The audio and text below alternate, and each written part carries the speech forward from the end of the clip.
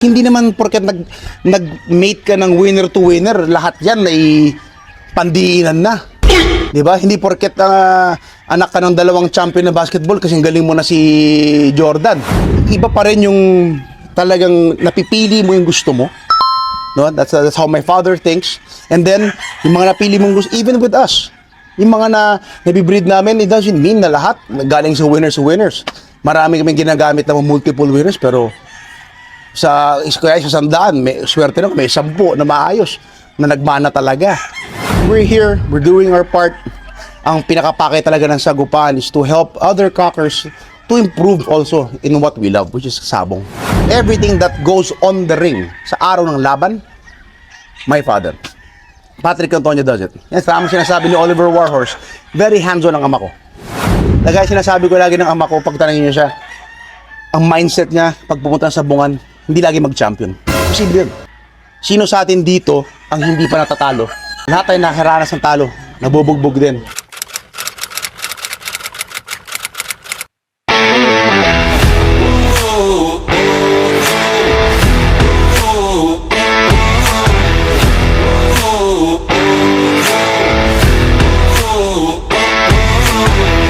Hey guys, it's your boy Kigi at ang member ng Team Pausbong. Outfit check muna tayo. Drone? Check. Cellphone? Check. Mic? Check. Siyempre, di mawawala ang Sabong Pinas Cup na kaibigan natin na si SP. Abangan nyo ang aming gagawing vlog dito guys. Kaya, tara na!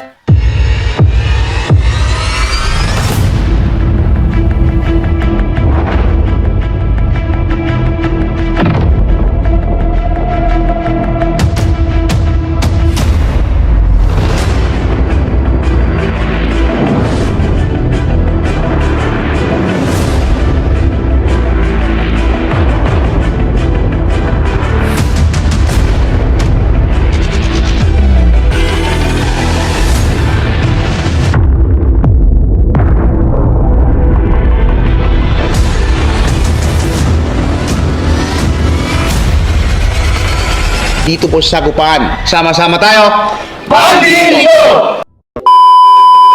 It's ano lang to, minsan lang mangyari to, nagkasama-sama mga pogi na vlogger. Oh, di ba?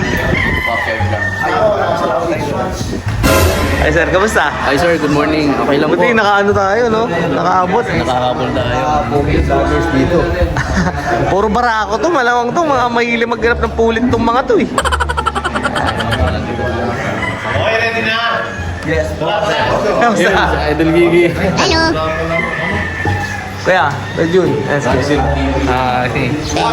After natin na And Daphne. Let's get it on. Ito yung tipis ni Idol Patrick Antonio at nakalatag ang mga bulik niya na nagpapanalo.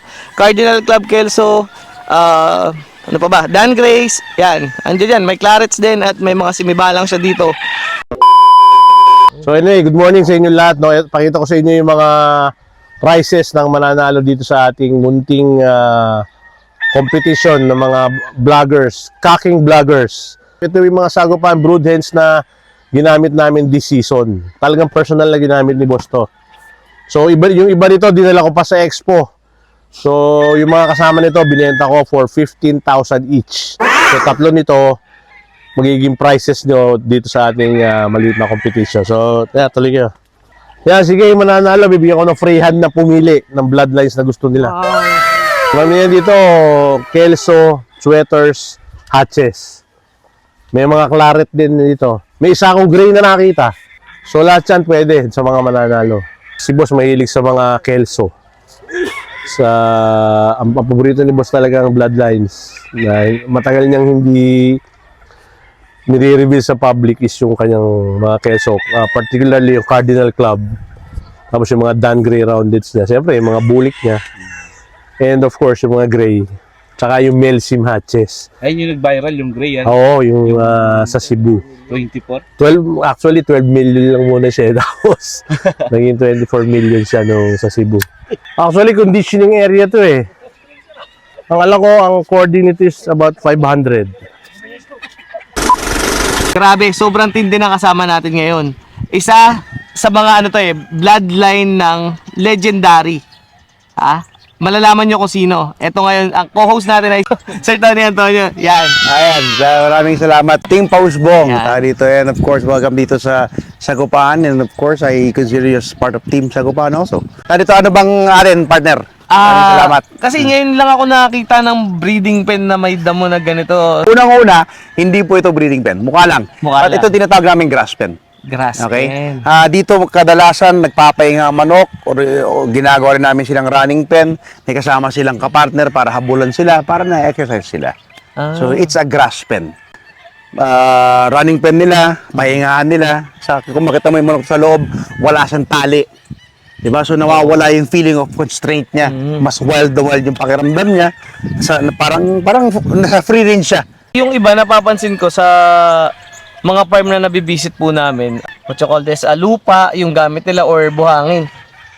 Ang kaibahan po ba nun, sir, is parang pampatigas po ba yun ng paa para... Ay, hindi naman. Wala naman sa pampatigas ng pa. Siyempre, sa amin lang is, swerte, maraming damo dito para may carpet, para iwas tibak din yung mga manok natin. As much as possible po, tawag dito, we keep it na meron silang damo. Pero sa advice ko lang, sa mga baguhan na wala naman ganyan eh. Tingnan mo na lang na hindi matigas masyadong inapak-apakan or hoarding air na manok mo pa, hindi na-develop yun. Pakita ko rin sa inyo para makita nating viewers yung difference ng grass pen sa ng flying pen. Tara, let's go! Ito yung mga kapatid ng mga ginagamit natin. Yung mga gray. Ayoko na sabihin 24-24 na yan. Ano naman basta gray. Okay? Okay, yan. Ito yung mga bullocks natin. Dito, dyan sila. Ito yung mga roundheads natin na meron tayong mga sweater crosses, which is yung mga dink. Ayan. Dink fair. Ito ay mga kandidato na ilalaban natin in very near future big fights. Kaya nandito sila ngayon sa tinatawag rin buhangin or flying pen. Tawag dito para may exercise sila. Bakit buhangin ng baba? Para, di ba naranasan nyo na magtumakbo sa sa beach? Di ba ang hirap? So, dumadagdag ng bigat yan. Exercise sa legs nila. And of course, yan, mga nasa, if I'm 6'1", ang tangkad ko, mga nasa 7 feet yung taas nung tuntungan nila. Kung bakit sinasara nito, ang mga manok are, they are naturally curious animals, di ba? Lalo yan, pag yung bagong lapag yan dito, wala siyang makita dito eh. So parang, ano yung batang dilim? Pero may maingay sa labas, gagawin niya, lilipad ako.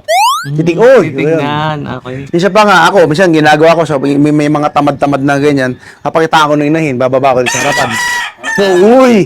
Sabi niya, chicks, lipad. Bababa. Wala na naman. Akit na naman siya. Uy, chicks, andyan ka pala. Bababa. Saan na naman siya?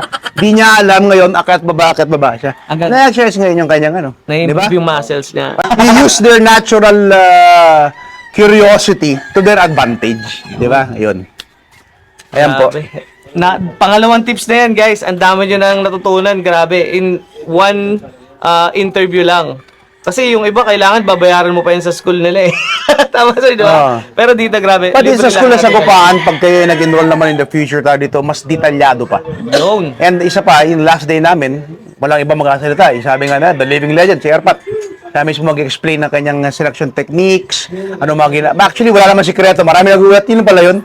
But it's the way you implement the technique, sika nga. Pero walang sikreto po. Hindi kami naniniwala sikreto. It's the way you implement. Sipag at syaga talaga. Saka talaga yung mata ni Erpat. Ako, I'm already 51 years old, but there's something that meron siyang nakikita na minsan hindi mo makikita. Doon, yung sinasabi para may third eye. Parang it's a gift. Hindi pigsa, third eye. May ganito na tao, talent eh. Diba? Which I am very proud of na I'm lucky na father ko siya. Likes teaching people, yan ang gusto ko sa kanya. Okay? So, ayan ang ating flying pen or buhangin. Pag sinabi, dapat dali mo sa buhangin yan. Ayan, ito na yun. Sir, ano ba mga product ang Sagupaan? Okay, meron tayong mga pang-breeding rearing. Okay, andyan na yung ating breeder pellets which is going to be relaunched.